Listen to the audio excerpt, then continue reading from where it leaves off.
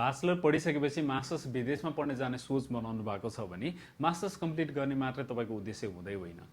त्यहाँ मास्टर्स सक्दै गर्दा तपाईँका सिकेका सिकाइ, त्यहाँ भएका साथीभाइ र त्यो नेटवर्कलाई फ्युचरमा युज गर्न सकिन्छ।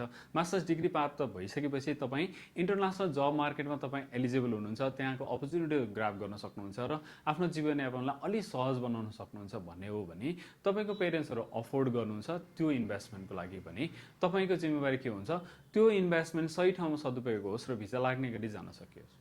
त्यो हो भने तपाईँले 1 वर्षमा मास्टर्स सकिने युकेमा पढ्न जाँदा बेटर हुनसक्छ। किन भन्दा युकेको 1 वर्षको मास्टर्स डिग्री अरू देशको 2 वर्षको बराबर इक्वालेन्ट हुन्छ भने जब मार्केटमा पनि त्यत्तिकै राम्रो इम्प्याक्ट गर्छ। राम्रो युनिभर्सिटी, राम्रो कोर्स चुज गर्नु पर्यो।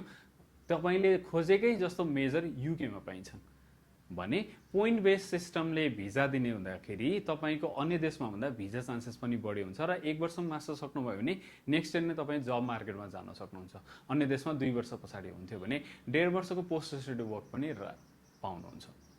तपाईँ do the right thing Enmark education visit गर्नुहोस्। हामी ट्रेडमिलको जस्ट अपोजिट 3rd फ्लोरमा छौँ। हामी तपाईँलाई चाहिने कुराहरू र तपाईँको स्टुडेन्ट जर्नीलाई सबैसम्म सिम्प्लिफाइड गरिदिन्छौँ र भिजा लागिसकेपछि प्री डिपार्चर र अन्य अपर्च्युनिटिजहरू पनि हामी तपाईँलाई एक्सप्लेन गरिदिन्छौँ। तपाईँ सेप्टेम्बर इन्टेक मिस नगर्ने हो भने this is the right time to apply Enmark education visit गरिहाल्नुहोस्।